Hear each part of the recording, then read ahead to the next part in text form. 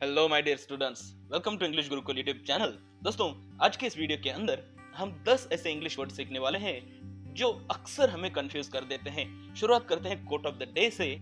Few activities are as delightful as learning new vocabulary. दोस्तों, vocabulary improve करना और नए वर्ड्स सीखना ये हकीकत में देखें तो बहुत ही इंटरेस्टिंग एक्टिविटी होती है, जिससे ना सिर्फ हमारे ब्रेन की डेवलपमेंट होती है बल्कि हमारे पर्सनैलिटी के अंदर भी एक नया पहलू जुड़ जाता है। पहला वर्ड शुरू करते हैं, विच इज DEW, ड्यू। अब ड्यू इस वर्ड को जब हम लिखते हैं तो कई दफा इसके स्पेलिंग में हम गलती से DUE भी लिख सकते हैं, क्योंकि ये दोनों ही सही वर्ड है। तो पहला जो ड्यू है उसका मतलब होता है वाटर ड्रॉपलेट्स, जो ठंड के दिनों में ओस की बूंदें जगह जगह पर जम जाती है, घास के ऊपर जम जाती है, पेड़ों के ऊपर जम जाती है, उन्हें ड्यू कहा जाता है। ड्यू का मतलब है droplets of condensed water, water की ड्रॉपलेट्स, ओस की बूंदें। वही DUE, ड्यू का मतलब है एज अ रिजल्ट ऑफ। इसी का और एक मतलब हो जाता है you are due on your payment. आप अगर आपके पेमेंट करने में लेट हो गए हो तो आपको बैंक कहती है you are due on your payment. तो इस तरह के अलग अलग मतलब निकल कर आते हैं। नेक्स्ट वर्ड है डोमिनेंट। डोमिनेंट होने का मतलब है कमांडिंग होना, कंट्रोलिंग होना। अक्सर पुरुष अपनी बीवियों के प्रति इस तरह की कंप्लेंट करते हैं कि मेरी बीवी बहुत ही डोमिनेट करती है। लेकिन ये जो डोमिनेट करना है ना, इसका मतलब होता है कंट्रोल करना। तो कहीं ना कहीं डोमिनेट करना ये एक वर्ब है, वही डोमिनेंट होना ये एक नाउन है। तो यहाँ पे कभी कभी जब हम बोलते हैं तो हमें बोलना होता है कि मेरी बीवी डोमिनेट करती है, लेकिन गलती से हम बोल बैठते हैं या फिर लिख बैठते हैं मेरी बीवी बहुत ही डोमिनेंट है। तो इस तरह के छोटी मोटी मिस्टेक्स हो जाती है, लेकिन जब हम रिटर्न कम्युनिकेशन की बात करते हैं तो ये गलतियां कभी कभी मिस रिप्रेजेंटेशन या फिर अर्थ को कंप्लीटली तोड़ मरोड़ सकती है। नेक्स्ट वर्ड है डाई। डाई का मतलब होता है मर जाना, मृत्यु हो जाना। लेकिन आपको एक और डाई पता होगा जो कि हेयर डाई होती है, आप आपके बालों में लगाते हैं। तो उस डाई को कहते हैं टू चेंज और ऐड कलर। इन दोनों की स्पेलिंग अलग है। जब आप मृत्यु के बारे में बात करते हैं तो DIE लिखते हैं, और जब आप हेयर डाई के बारे में बात करते हैं तो DYE लिखते हैं। नेक्स्ट वर्ड है इलिसिट। इलिसिट का मतलब होता है टू ड्रॉ आउट। वहीं इसी वर्ड को एक और वर्ड के साथ कंफ्यूज किया जाता है, इलिसिट, फॉरबिडन या फिर इल्लीगल। दोस्तों, जब भी आप इस तरह से वर्ड्स देखोगे तो यहाँ पे ई से लिखा है तो एलिसिट ऐसा इसका प्रोनाउंसिएशन होता है। वहीं जो आई वाला वर्ड है उसका इल्लिसिट ऐसा प्रोनाउंसिएशन होता है।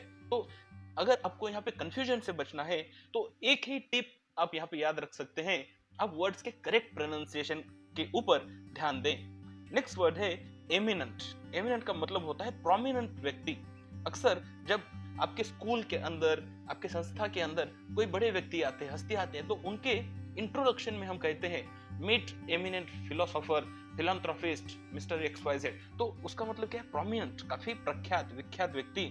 उसी को अक्सर इमिनेंट इस वर्ड के साथ कंफ्यूज किया जाता है। इमिनेंट का मतलब होता है अबाउट टू हैपन। अक्सर कविताओं के अंदर इस तरह से लिखा जाता है इमिनेंट डेथ, हम सबको एक दिन मरना ही मरना है। तो इसलिए पोएट लिखते हैं imminent death, about to happen, मृत्यु को तो आना ही है। नेक्स्ट वर्ड है एनवेलप।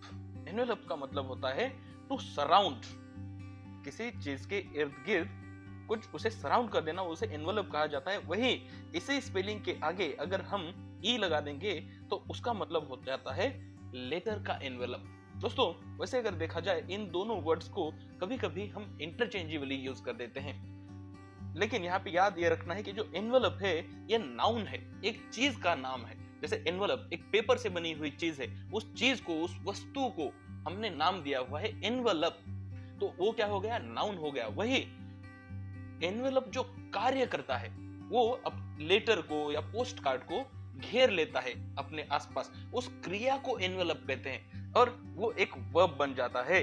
तो आपको नाउन और वर्ब इन दोनों के बीच में डिफरेंस जब समझ जाएगा तब आप यहाँ पे कंफ्यूज नहीं होंगे। नेक्स्ट वर्ड है एवरीडे। अब एवरीडे का मतलब होता है हर रोज। हर रोज रूटीन के बारे में यहाँ पे बात करता है। कॉमन प्लेस या रेगुलर चीज जब हो जाती है तो ये कहते हैं कि एवरी डे ही कम्स लेट, ये तो हर रोज ही है, हमेशा ही लेट आता है। लेकिन जब हम उसी को एवरी डे ऐसे अलग कर देते हैं, एवरी डे, तो उसका मतलब बदल जाता है। उसका मतलब हो जाता है ईच डे, हर एक दिन, सेपरेट सेपरेट दिन यहाँ पे मतलब हो जाता है। नेक्स्ट वर्ड आता है फेयर। दोस्तों, आप जो फेयर एंड लवली नाम सुनते हो उसके ऊपर आप कभी स्पेलिंग देखिए। वैसे आजकल फेयर एंड लवली ने अपना नाम बदलकर ग्लो एंड लवली कर दिया है, तो ये एग्जांपल यहाँ पे काम नहीं आएगा। और बाकी फेयरनेस क्रीम पे आप जब फेयर नाम देखोगे तो उसकी स्पेलिंग FAIR होगी। वही जब आप किसी मेले में जाते हो और वहां का टिकट देते हो, आप मूवी जाते हो तो टिकट देते हो, आप बस से ट्रैवल करते हो तो टिकट देते हो, उसे कहा जाता है फेयर। तो ये दोनों फेयर अलग अलग होते हैं। जो पहला वाला फेयर, जो गोरेपन वाला फेयर होता है, उसे FAIR लिखते हैं। वही जो भाड़ा देने वाला, ट्रांसपोर्टेशन वगैरह वगैरह जो टिकट होता है, इसके प्राइस को, इसके चार्जेस को FARE, फेयर ऐसे लिखा जाता है। नेक्स्ट वर्ड है फार्दर, और उसे कंफ्यूज किया जाता है फर्दर इस वर्ड के साथ। अभी जो फार्दर है, इन दोनों के मीनिंग के अंदर भी थोड़ी सी सिमिलरिटी हमें देखने मिलती है। इनका स्पेलिंग भी एक जैसा है, एक सरीका है, और उनके मीनिंग के अंदर भी थोड़ा सा सिमिलरिटी है। अब इनके मीनिंग में क्या है? फार्दर का मतलब होता है मेजरेबल डिस्टेंस, दूरी पर, दूरी पर। यहाँ पे डिस्टेंस के बारे में बात होती है। वही फर्दर के जब हम बात करते हैं तो वहां पे डेप्थ के बारे में बात की जाती है। वही फर्दर इस शब्द का उपयोग हम कह सकते हैं कि उसके आगे उसने क्या कहा, फर्दर ही सेड। तो इस तरह से भी यहाँ पे उपयोग किया जा सकता है। नेक्स्ट वर्ड है फॉर्मली। फॉर्मली का मतलब होता है कन्वेंशनली, एकदम फॉर्मल तरीके से। जैसे हम फॉर्मल कपड़े पहनते हैं ऑफिस में, तो उसी तरह से फॉर्मल तरीके से बात करना या कन्वेंशन के हिसाब से कार्यकाल करना, इसे फॉर्मल कहा जाता है। लेकिन उसे अक्सर कंफ्यूज किया जाता है फॉर्मरली इस वर्ड के साथ। फॉर्मरली का मतलब होता है प्रीवियसली। जैसे हमारे प्रीवियस पंत प्रधान को हम कहेंगे former prime minister Manmohan Singh. तो ये दोनों अपने आप में अलग अलग शब्द है, तो इनका सही उच्चारण करना और सही स्पेलिंग लिखना बहुत ज्यादा जरूरी है। दोस्तों, इसी के साथ आज के सारे वर्ड्स खत्म होते हैं। अगर आप पढ़ने में रुचि रखते हो और अगर आपको बुक्स पढ़ने का, नॉवेल पढ़ने का बहुत शौक है, तो आप Amazon Kindle का यूज कर सकते हैं। मैंने डिस्क्रिप्शन के अंदर लिंक दे रखी है। Amazon प्राइम डे सेल के डेट में आप अगर Kindle खरीदोगे तो आपको इसके ऊपर काफी ऑफर्स भी अवेलेबल होते हैं। उम्मीद करता हूँ आपको ये वीडियो पसंद आया। Thank you for watching.